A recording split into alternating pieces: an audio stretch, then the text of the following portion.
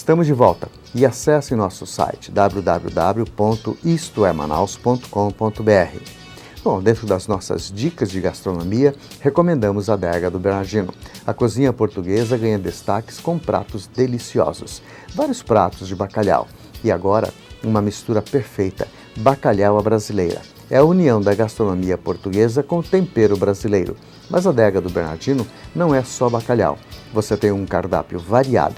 Também uma vasta carta de vinhos portugueses, chilenos, argentinos, espanhóis, franceses e italianos. Adega do Bernardino, Rua Pará, 501, Vieira Alves. Telefone 3584-4396. Este é o novo endereço da melhor gastronomia portuguesa. E neste bloco, vamos continuar conversando com o presidente do CIAN e diretor da Tecnicolo, o Wilson Périco. É só conferir. Estamos de volta, hoje direto do Tropical Hotel, com a honra e o prazer de estar com o Wilson Périco, presidente do CIAN e diretor da Tecnicolo. Sempre eu falo Tropical Hotel. Tropical sempre um lugar muito prazeroso para você vir almoçar, para você vir bater um papo, para você passar um final de semana. Faça isso. Wilson, eu queria saber a sua opinião sobre o modelo Zona Franca. Eu queria que você me falasse, na sua opinião, o que está certo, o que está errado, o que poderia melhorar? Vamos falar um pouco da história econômica do nosso estado, da nossa região. O Amazonas foi o principal veículo do viés positivo da balança comercial do país no final do século XVIII e início do século XIX, por conta do extrativismo. Então, borracha, juta, malva, e nós achávamos que ninguém no mundo tiraria essa riqueza que está aí e que nós conseguiríamos manter essa atividade durante muito tempo. Manaus foi a primeira cidade a ter luz elétrica, a ter bonde, a ter telefone. Só que o extrativismo que se fez naquela época é o mesmo que se faz hoje. Hoje o maior exportador de borracha do mundo é a Malásia. Então o que eu digo é que nós dormimos em Berço Esplêndido e deixamos de buscar alternativas para modernizar essa atividade e para preservar essa riqueza e essa atividade econômica que foi muito importante, não só para a região norte, mas para o país como um todo. Passado um tempo, foi elaborado o projeto Zona Franca e focado pura e simplesmente no comércio naquele momento. E foi a atividade que deu sustentação econômica para o nosso estado durante pelo menos 15 anos. E aí, com uma canetada, com a abertura do mercado pelo governo Collor, o comércio, que era o principal viés do modelo Zona Franca, também mingou. E hoje nós temos a atividade industrial desenvolvida também calcada no projeto, no modelo Zona Franca, com os mesmos incentivos e que passa todos os anos, a todos os instantes, por ataques de outras regiões do país. Então, quando me perguntam como cidadão brasileiro, a carga tributária do país é alta, é muito alta. Só que a nossa região tem a sua sustentação econômica calcada exatamente em incentivos fiscais, incentivos tributários. E nós não podemos abrir mão disso. Agora, nós precisamos sim fazer a lição de casa. Nós precisamos desenvolver novas matrizes econômicas para que o nosso estado deixe de ser tão dependente, tão refém como é hoje do modelo Zona Franca. Nós temos a questão do turismo ecológico, turismo de pesca, nós temos a questão das riquezas minerais, nós temos a questão da biodiversidade que favorece a fabricação de cosméticos, a fabricação de medicamentos, nós temos o gás, o petróleo, e tudo isso está aqui no nosso quintal e nós precisamos desenvolver. Agora, nós não podemos também aceitar pessoas que venham para cá por questões ambientais e digam, não pode fazer. Não é assim que nós vamos conseguir também desenvolver o país e desenvolver a nossa região. Nós precisamos de pessoas com conhecimento, com qualificação suficiente para que venham para cá e nos ensinem como desenvolver essas novas matrizes econômicas, causando o menor impacto ambiental possível para que as nossas gerações possam ter uma atividade econômica que gere emprego, renda e riqueza à população e que o meio ambiente sofra o menos possível para que essas gerações futuras também possam usufruir do meio ambiente. É uma questão que tem uma equação complexa, mas que precisa ser enfrentada de frente agora, precisa ser debatido, discutido e com vontade política de realizar. Porque nós não podemos nos permitir assistir o modelo Zona Franca mingar e aí a nossa região mais uma vez perder a sustentação econômica que nós temos. O senhor bem falou sobre os ataques. Nós sabemos que você esteve em São Paulo, que é o nosso maior espinho na garganta, porque eu não sei o que os paulistas querem mais. Eles querem tudo para lá, não tem nem onde você botar mais gente. Tem problemas e mais problemas sociais lá e eles ainda querem tirar as nossas indústrias daqui para levar para lá. Qual foi o assunto? Não, foi exatamente nesse sentido. Nós fomos conversar com os meios de comunicação do estado de São Paulo para buscar levar a esses meios uma visão mais imparcial possível. Como a gente fala, cada um fala o que quer, aquilo que lhe convém naquele momento. Então, o estado Mesmo de São Paulo, sem conhecimento de causa. O estado de São Paulo defende aquilo que ele acredita ser o melhor para ele. O estado do Amazonas procura defender também aquilo que é o melhor para nós.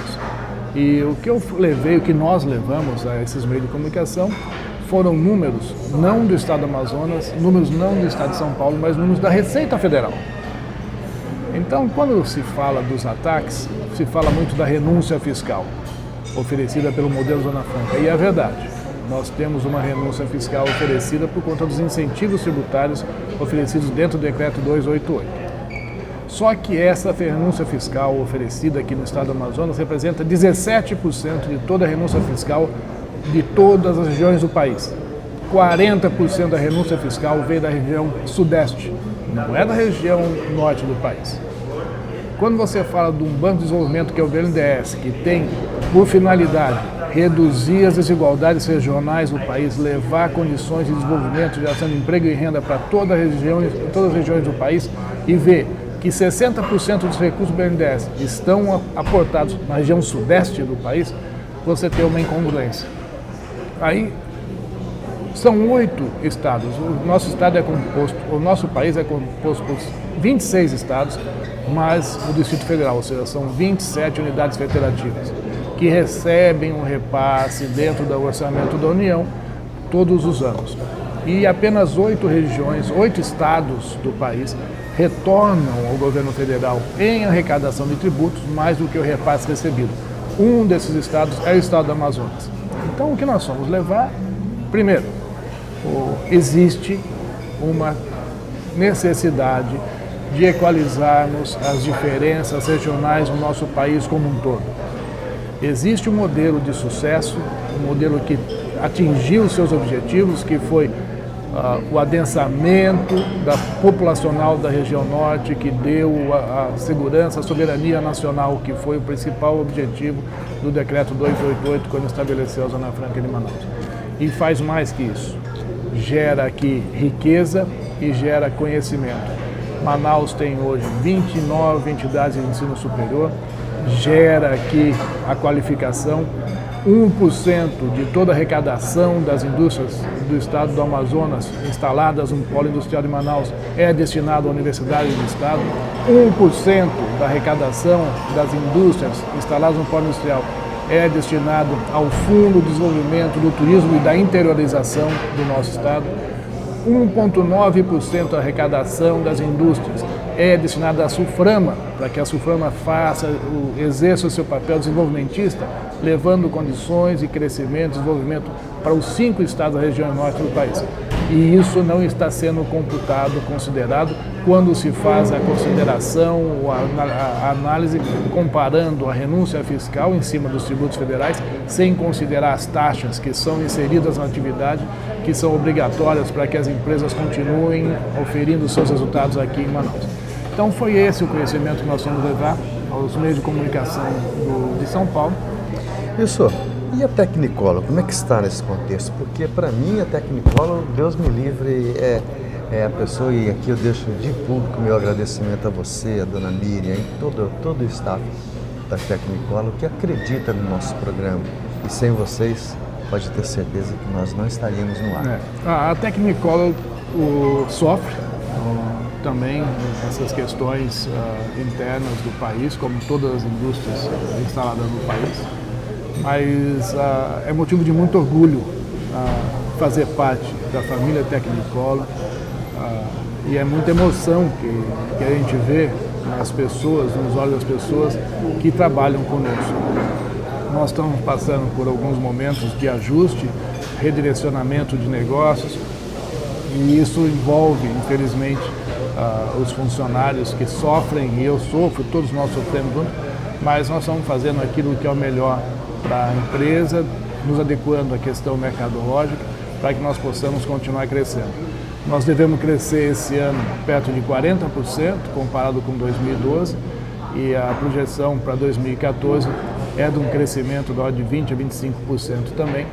E oxalá nós possamos estar certo, continuar crescendo, gerando emprego, gerando riqueza e trazendo divisas para o nosso país e dando um pouco mais de conforto e dignidade para a nossa população. Com certeza. E vai mudar o mix de produtos? Nós estamos redirecionando, trazendo novos produtos, mas mudando a formatação da nossa atividade. Muito do que nós fazíamos em casa, procurando parceiros que nos forneçam aqui.